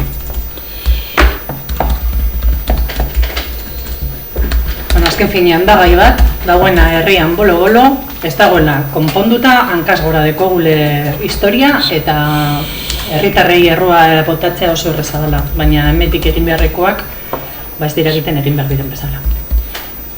Eta informazio faltak sortzen duela egoera hau, bai. Herritarrak ez daki, gaur egun zer zauzien iten, zer deko zuen pentseta, aurrera begire zer gertatuko dan, pentsetan dugu beti informazioa emoteak, honek gaizki ulertuek ez da batzak desadostasunek, erraztu aldeuzela. Baina informazio barik ezin dugu ezer egin. Eman da, zentsu baten. Aldizkarian atara Guzela eskatzen dugu. Bale, panfleto bat aginduko etxe bako txara. Etxe bako txara ez, guk zelan eskatu dutzugu. Guk zelan eskatu dutzugu. Idatziz? Bale, idatziz bialdu, mesedez? Idatziz eta registros. Registro bat egaz. Eta hori ez duzu zalantza hori eukiko, snipez. Jakin dugu, segunetan bialdu zen du. Hori da. Guk iten dugu moduen, bardin. Holan eskatu zan egintzaldia zikeran, mesedez erregistro ziteko, gure denbora hartuten dugu erregistro ziteko, sinatzeko, sartzeko regeuse guzti, tramite badala eta badakigu udaletxean horrego gai, suposatzen duela lankarga bat, bai zuek erabaki zen duen olanitea, eta guk gabiz hori kumpli dute, lehenengo egunetik. Dekozu ez dakizen bat sarrera erantzun barik. Eta aldizkarien ataratzen den informazioa zuek bidaltzen duzuen informazioa gudaz kontrastatu bako informazioa da. Hau da, gutxienez zalantzak jartzekoa. Ze hori izan leike, zuek egiten duzuen ikerketa horren interpretazioa izan leike. Eta niri horrek ez dozte balio aldizkarien urten manik.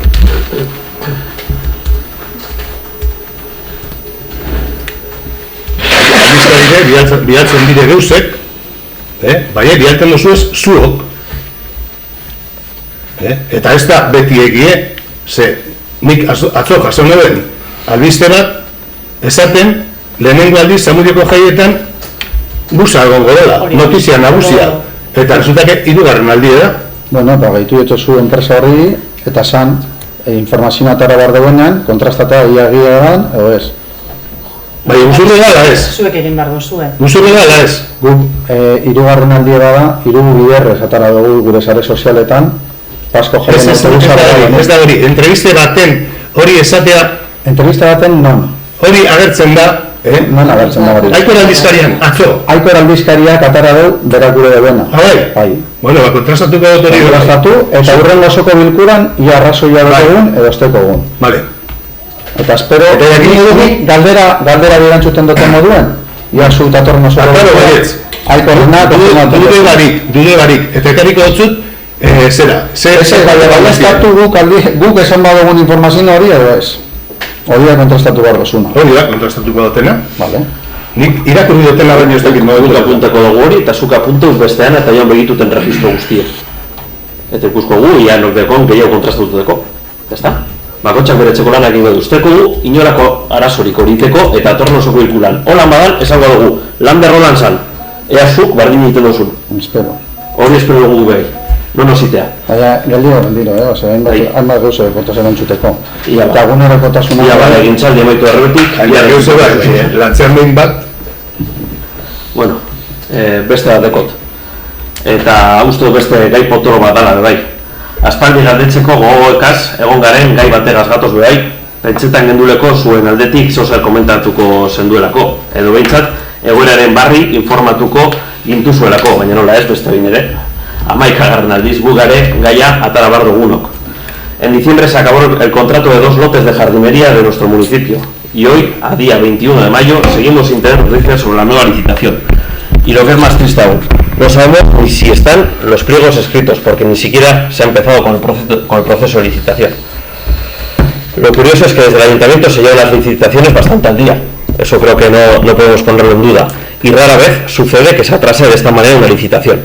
Y que justo, qué casualidad, que sea con el servicio que hace poco pues tuve en huelga a los trabajadores y que fue un dolor de cabeza para el ayuntamiento. Danok gogoratzen dugu, zein egoeratan lotu zan gure herria hilabete guztia eure berbeta badauz euren asuntoa da. Danok gogoratzen dugu, zein egoeratan lotu zan gure herria hilabete guzti horietan, eta zerbitzu eskaintzen duten langileak zenbat sufritu zuten ere. Denunciamos en aquel momento, durante la huelga, a falta de un año que terminara la última prórroga, que había maneras de cambiar los pliegos en vigor, siempre y cuando hubiera voluntad política, pese a que según vosotros no se podía hacer, aunque una vez más adelante, nos disteis la razón cambiando un contrato en vigor para poder sumar un nuevo socorrista a las piscinas y aumentar el horario del polideportivo, con un contrato en vigor. Habéis tenido tiempo de sobra desde el fin de la huelga para poder trabajar en los pliegos necesarios que dieran respuesta a una solución que los trabajadores llevan años denunciando, pero parece que esta no es vuestra prioridad. Eso sí, el primer día que se desconvocó la huelga, salisteis a primera fila a poner la medallita de que fue gracias a vuestra mediación el fin de la huelga. Nuestras preguntas son: ¿qué excusa tenéis ahora para que estemos desde el 1 de enero sin contrato en vigor? ¿Cómo se está ejecutando este servicio?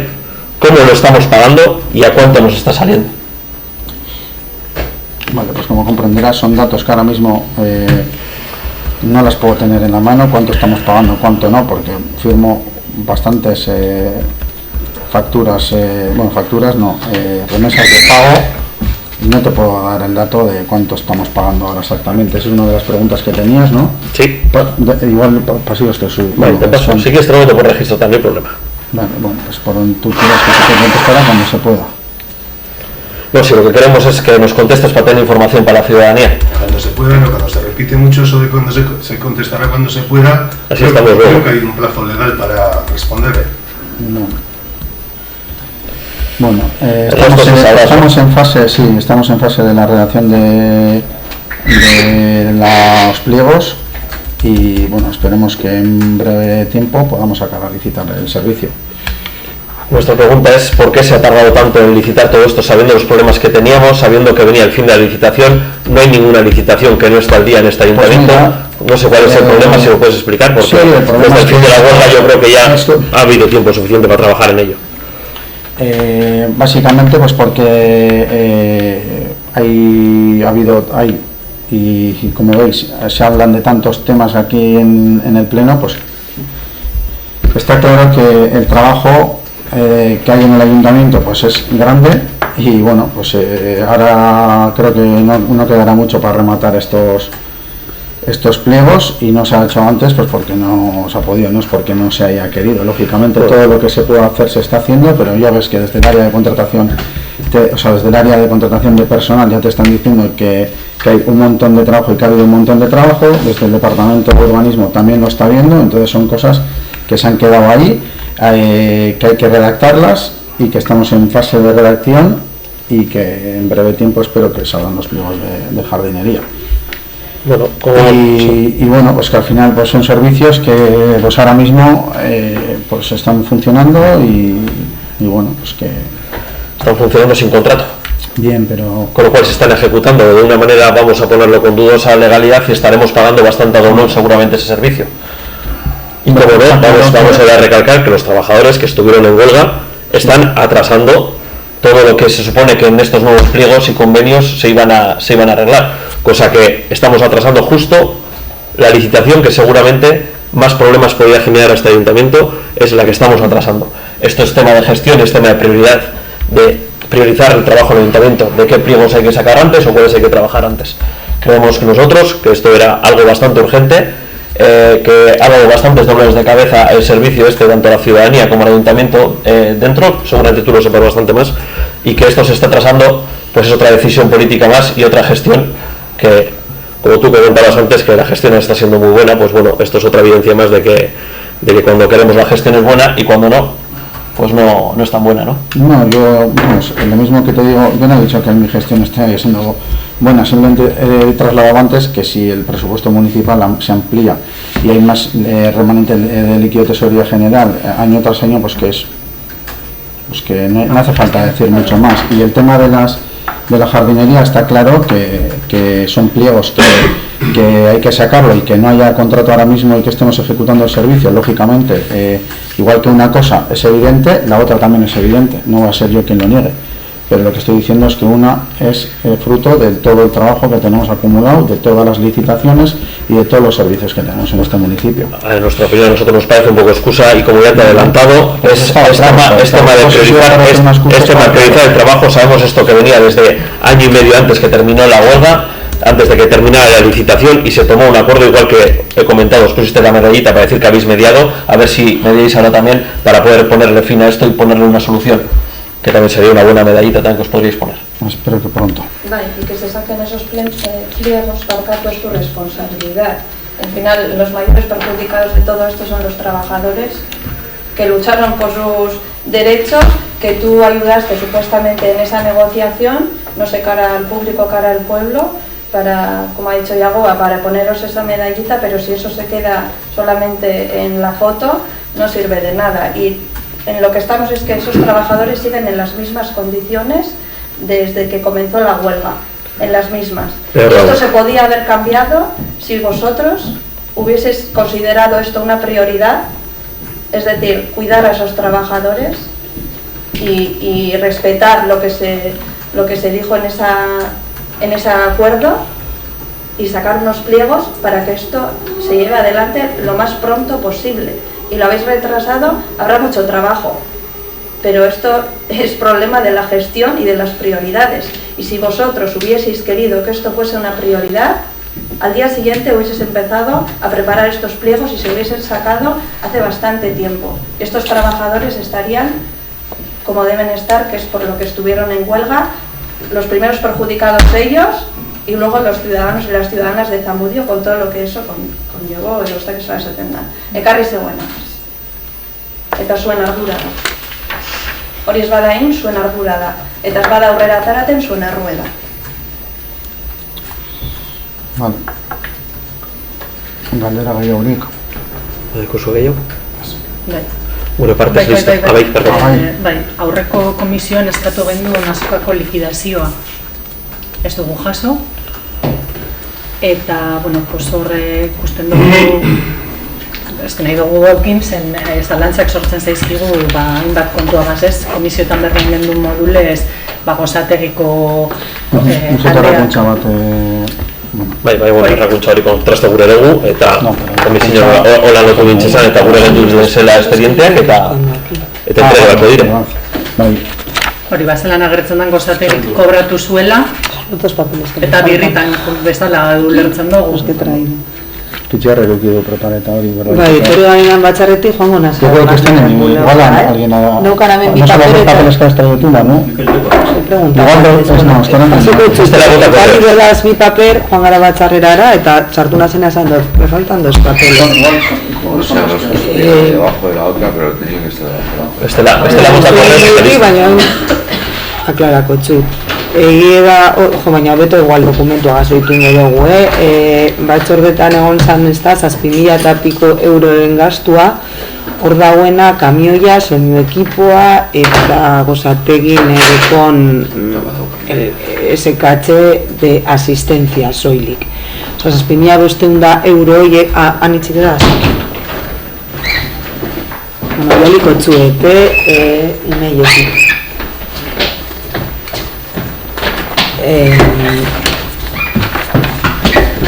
Amentxe zegoana, hauek 6.350 gozategi, eszenatoki abize eta soinu ekipoana da. Hor jaso egiten da guztia. Eta orduen la otra línea de karpa barruan jarri zen eszenatokia. Ez que gure dutxetu igual paseko. Hori zan, zaborez likidazioa ondora, baina eszenatoki minte zegoen atala, feria barruen parizan eszenatokia, aurten berezi bat iminizala, hasta gizer lango hori zen zan. Eta, bueno, itxerre komentu, sin más. Handago eszenatoki, kamioia eta gozatu ditu. Hala eta guztiz be komisio mota bendu moduen eta sierrek jaso zegoen moduen azokako likidazioa orokorra bai gure dugu eta sexter bat, esan ez. Eta guen fakturak dekoa zanean be, aterata, gure badozu, joan nazonan apunta, falta direzen dinio faktura gure badozu egin inguruan. Ekarri eta bidaliko txuet. Gau diren irapuntatu ukidu bazen. Vale, gure partez listo.